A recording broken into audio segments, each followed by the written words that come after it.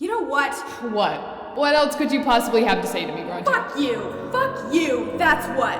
I'm not gonna be around when you get yourself maimed or killed or whatever the hell you're hoping for. You think I'm hoping to get killed? Yeah, I do! You're obsessed with being a martyr, with dying like a fucking saint, and you're forgetting that there are real people who will be fighting behind you. Real people who are scared out of their goddamn minds. You can't just expect everyone to be 150% on board with no reservations. We were supposed to have 2 more weeks of planning. Right, okay. Now you're taking interest in this. As if you've been a part of this last month's worth of work. The people who are actually invested in this cause are willing to do whatever it takes to make our voices heard. Are you sure? Have you actually asked anyone, hey, are you willing to die for this tomorrow? Because if you did, I think you'd be surprised at the answer. What the hell makes you so sure that we're all going to die? I'm not sure. I'm just saying the possibility is a pretty fucking big deal. What is your point here? Because this is the most interest you have ever shown for the cause to date.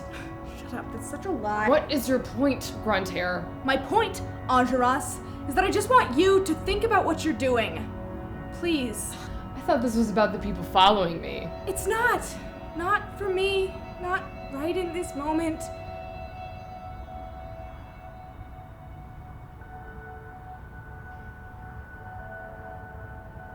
If you die... Look, I'm not going to die, okay?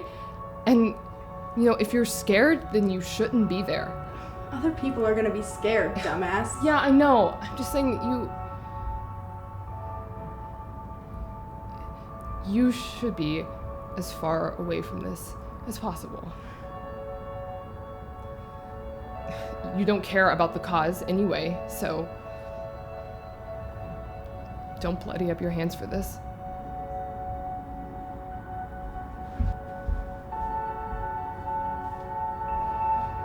It was my fault.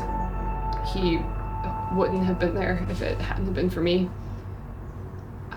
I told him not to come, but he didn't listen. And, he didn't even have any stakes in the fight. He didn't even fucking care about the cause, but he believed in you. That's why he was there. He told me about you, Talked about you like you were somehow both an angel and the most annoying person alive at the same time. Amélie. Actually, I go by Grantaire.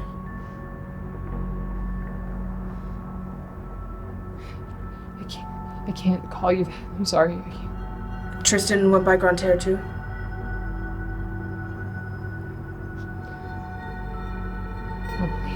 Amélie. I'm so sorry. All of this is my fault. Yeah, it was your fault. You are the only reason any of those people were at the barricades. You led them there, and it is unacceptable that you are alive to see the other side. You're wrong. I knew you looked familiar. The way you lied to us about being a reporter is an exact copy of the way Grantaire used to act when he was avoiding the truth. There, right there. That was also his tell. You knew my brother too? Yeah. Not as well as Enjolras, but I knew him well enough to know that he was a good person. He made us laugh. And it was surprising when he showed up at the barricades, but we knew he was there so that he could be with all of us. He was selfless, and I think he considered his friends to be his family. And that made him say fuck it to his own personal safety.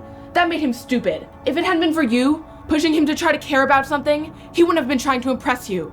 He wouldn't have shown up.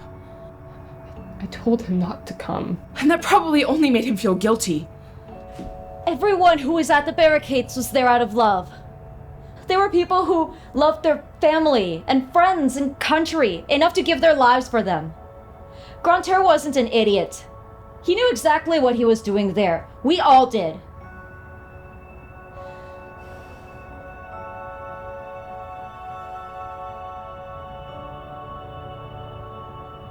I think you need to go. Please. Tell her, Enjolras, tell her about the moment. He was alive.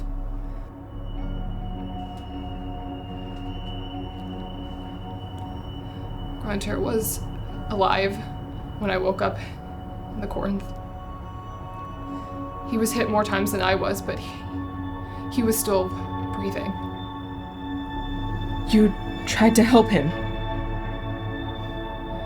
Of course. But Amélie, it was just me. It was just me, and I couldn't do anything. No one else was there. No one else could. I tried, but I was alone, and I watched them all die. All of my friends. And I'm sorry.